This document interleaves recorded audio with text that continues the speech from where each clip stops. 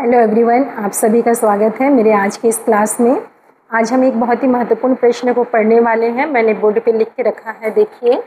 प्रश्न है आपका कि के किस मान के लिए समीकरण निकाय kx माइनस 5y बराबर 2 और 6x प्लस 2y बराबर 7 का एक प्रश्न आपको बनाना है कब जब अद्वितीय हल हो, और दूसरा प्रश्न कब बनाना है आपको जब कोई भी हल ना हो। तो देखिए, ये जो लिखा है अद्वितीय हल हो और कोई भी हल ना हो, ये इसको आपने कहाँ पढ़ा? इसको आपने पिछली कक्षा में मैंने आपको 3 सूत्र बोला था कि तीनों सूत्र को याद कर लीजिएगा। कैसा था वो सूत्र? पहला सूत्र था a1 बटा a2 बराबर नहीं है b1 बटे b2 के। जब ऐसा होता है तो कैसा होता है समीकरण का हल? कि समीकरण का अद्वितीय हल प्राप्त होता है। जब ऐसा मिलता है सूत्र आपको, कैसा? a1 बटा a2 बराबर है b1 बटे b2 के, बराबर नहीं है c1 बटे c2 के। देखिए, पहला कैसा मिला था? a1 बटा a2 बराबर नहीं है b1 बटा b2 के। तब हम इसको क्या बोलते थे कि ये हमारा अद्वितीय हल प्राप्त होगा, अद्वितीय हल प्राप्त होगा। दूसरा सूत्र आपका क्या होता था? जब a1 बटा a2 बराबर है b1 बटा b2 के, बराबर नहीं है c1 बटा c2 के, तब हम बोलते थे कि समीकरण का कोई भी हल नहीं होगा, समीकरण का कोई भी हल नहीं होगा। और जब हम इसको लिखते थे या मिलता था a1 बटा a2 बराबर है b1 बटा b2 बराबर है c1 बटा c2, तब हम क्या बोलते थे कि समीकरण निकाय का क्या होगा? अनंतः अनेक हल प्राप्त होगा, अनेक हल प्राप्त होगा। जब ऐसा मिलता था तब, जब हम गणित को बनाते थे और हमें लास्ट में उत्तर ऐसा मिला, तो हमें लिखना होता था कि दिए गए समीकरण निकाय का अद्वितीय हल होगा। गणित को बनाने के बाद, हल करने के बाद अगर ये मिलता था तो हम लिखते थे कि दिए गए समीकरण निकाय का कोई भी हल नहीं है। फिर जब गणित को हल करते थे, अगर ये मिलता था तो हम क्या लिखते थे कि दिए गए समीकरण निकाय का अनंतः अनेक हल होगा। पहले प्रश्न को हल करते थे, हल करने के बाद ये हमें मिलता था। अभी जस्ट इसका ऑपोजिट प्रश्न है, और ये प्रश्न आया हुआ प्रश्न है। ये प्रश्न आया था कब? 2022 में आया था, तीनों सेट में। 2022 के तीनों ही सेट में, ABC तीनों सेट में पूछा गया था। तो देखिए, अभी क्या करना है, इस गणित को हल करना है, एक बार जब अद्वितीय हल हो तब, और एक बार जब कोई भी हल ना हो तब। यानी एक बार इस सूत्र का प्रयोग कर गणित को बनाना है, और एक बार हमें इस सूत्र का प्रयोग करके गणित को बनाना है। तो देखिए, सबसे पहले जो भी हमारा समीकरण निकाय दिया गया है, हम उसको लिख लेते हैं कि हमारा समीकरण निकाय क्या है। समीकरण निकाय क्या क्या है? समीकरण निकाय है kx माइनस 5y बराबर 2। अब हम देख लेते हैं कि ये हमारा व्यवस्थित रैखिक समीकरण है कि नहीं है। तो हाँ, दोनों ही चर x y बायां साइड में है, वो भी अल्फ़ाबेट के क्रम में है, और अचर दायां साइड में है, तो हम इसको क्या मान लेंगे? समीकरण नंबर 1। ठीक उसी प्रकार हम 6x प्लस 2y बराबर 7 दूसरे समीकरण को भी लिख लिया, और हमने देखा कि ये हमारा व्यवस्थित है कि नहीं है। तो देख पा रहे हैं कि x y वाला बायां साइड में है और फिर अचर वाला दायां साइड में है, यानी कि ये भी हमारा क्या है? व्यवस्थित क्रम में है। इसको हमने मान लिया क्या? समीकरण नंबर 2। अब देखिए, 2 समीकरण है, तो हम जानते हैं कि पहले में से हमें a1 b1 c1 और दूसरे में से a2 b2 और c2 मिलता है। तो लिख लेते हैं जो जो मान हमारे पास में है। यहाँ पर a1 का मान है k, b1 का मान है -5 और c1 का मान है 2। आप सब जानते हो कि प्लस होने से प्लस को लिखना नहीं पड़ता, लेकिन अगर माइनस होता है तो उस माइनस को लिखना अनिवार्य होता है। दूसरे समीकरण से हमें a2 कितना मिला? 6, b2 का मान मिला 2 और c2 का मान मिल गया कितना? 7।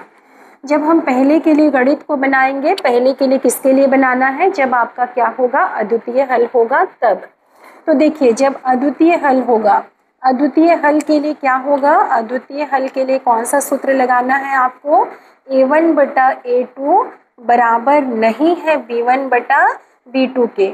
इस सूत्र को लगाकर आपको क्या करना है? गणित को बनाना है। तो मान रखते हैं A1 का मान है k, A2 का मान है 6, बराबर नहीं है B1 का मान है -5 और B2 का मान क्या है 2। इसको आपको क्या करना है, हल करना है। तो देखिए k का मान ज्ञात करना है, तो k के बटे में क्या है आपके पास में 6, तो इस बटे के 6 को हम क्या कर देंगे, पक्षांतर कर देंगे।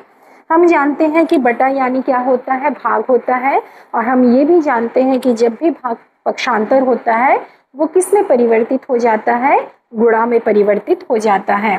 तो क्या होगा, k बराबर नहीं है -5/2 गुणा 6। इसको हल करेंगे, कटेगा तो काट लेंगे, 2 एकम 2, 2 तिया 6। हल करने से k बराबर नहीं है माइनस कितना हो जाएगा 15।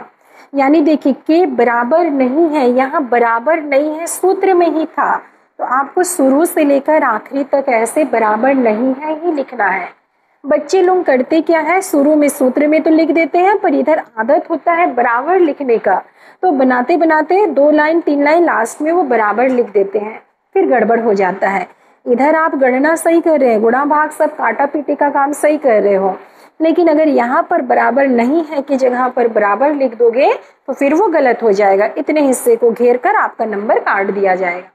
ध्यान रखिएगा, यहाँ पर क्या है, बराबर नहीं है, तो शुरू से लेकर आखिरी तक आपको क्या करना होगा, बराबर नहीं है कर कर ही गणित को बनाना है। अब आपको मिला है k बराबर नहीं है -15, यानी k का मान -15 को छोड़कर कोई भी वास्तविक संख्याएं हो सकती है। -15 क्या है, एक वास्तविक संख्या है। k बराबर नहीं है -15, यानी k का मान -15 नहीं है, लेकिन -15 को छोड़कर कोई भी वास्तविक संख्या हो सकता है। तो लिखना होगा k का मान -15 को छोड़कर कोई भी वास्तविक संख्या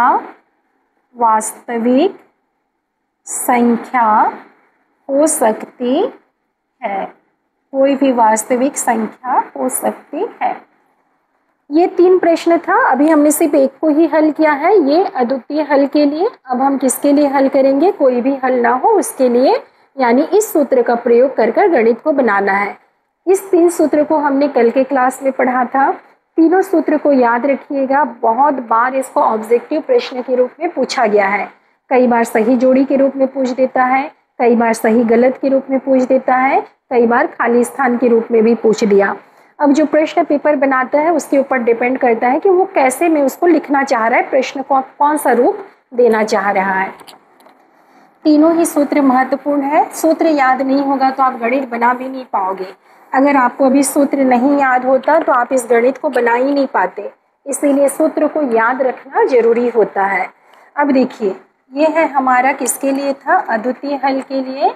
अब हम बना रहे हैं क्या, जब कोई भी हल ना हो, कोई भी हल ना हो। कोई भी हल ना हो कब होता है, हम जानते हैं कि जब A1/A2 बराबर होता है B1/B2 के, बराबर नहीं होता है C1/C2 के, तब होता है क्या, कोई भी हल नहीं होता।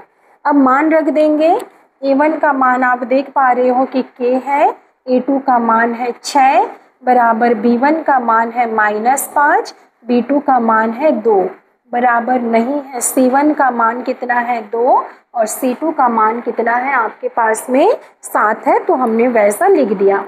अब आपको करना क्या है, ये जो बराबर वाला है इसको लेकर गणित को बनाना है।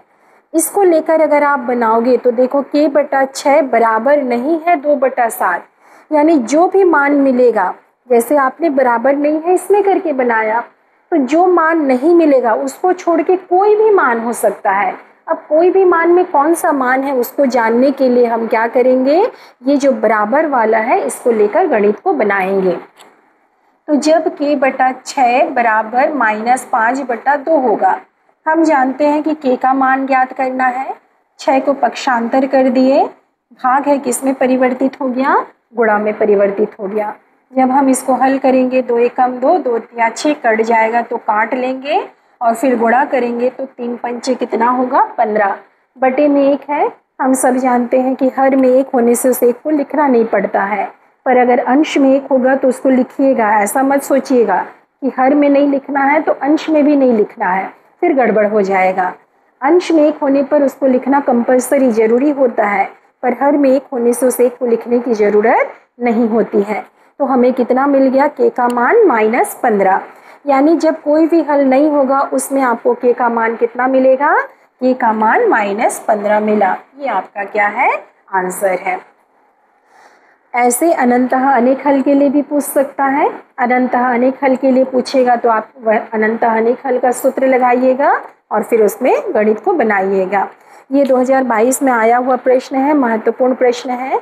हमने अध्याय 2 के लगभग सारे महत्वपूर्ण प्रश्नों को पढ़ लिया। जितने भी प्रश्न पूछे गए थे आपकी बोर्ड परीक्षा में, मैंने सभी प्रश्नों को आपको हल करा दिया है। सभी प्रश्नों को बार बार पढ़िएगा, बार बार रिवीजन कीजिएगा। मैं इसी बात को बार बार बोलती हूँ क्योंकि आप सब जानते हो कि एक बार पढ़ने से याद नहीं रहता है। आप किसी भी चीज़ को एक बार पढ़िएगा और देखिएगा कि वो आपको कितने समय तक याद रहता है। दिमाग की क्षमता जो होती है ना, कुछ समय के बाद वो चीज़ों को भूलने लग जाता है। तो ठीक है, कोई बात नहीं, आप पढ़िए, भूल जाइए, फिर पढ़िए, फिर भूल जाइए। फिर एक दिन ऐसा आएगा कि आप उसको भूलेंगे ही नहीं, क्योंकि जिस चीज़ को हम बार बार याद करते हैं, अब देखिए बचपन का आपका कोई घटना होगा, आप उसको बार बार याद करते हो तो आपको याद हो गया है, लेकिन सभी घटनाएं याद नहीं है क्योंकि आप उसको याद ही नहीं करते हो। तो जिसको हम बार बार याद करते हैं फिर वो स्थायी रूप से दिमाग में बैठ जाता है। पहली बार पढ़ोगे तो आपको आधा घंटा लगेगा समझने में, आप उसको 10 दिन 15 दिन रख दो, भूल जाओगे। लेकिन दूसरी बार जब आप उसको पढ़ने बैठोगे ना तो आधा घंटा की जगह केवल 15 मिनट का ही समय लगेगा उसको समझने में, याद करने में। फिर जब तीसरी बार पढ़ोगे तो केवल 5 मिनट लगेगा, चौथे 5वें बार तो 1-1 मिनट 2-2 मिनट में ही आपको समझ में आ जाएगा कि अच्छा इसके बाद ये करना है, इसके बाद इस काम को करना है। तो पढ़ने से याददाश्त पावर बढ़ती है। पढ़िए, अच्छे से पढ़िए, अच्छा नंबर लाइए।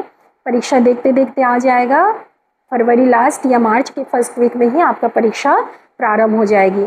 चलिए, उम्मीद है समझ में आ गया होगा ये प्रश्न। नोट कर लीजिएगा और बार बार रिवीजन कीजिएगा, नोट कॉपी बनाइएगा। चलिए, आज का क्लास इतना ही रहने देते हैं, फिर मिलते हैं अगले क्लास में।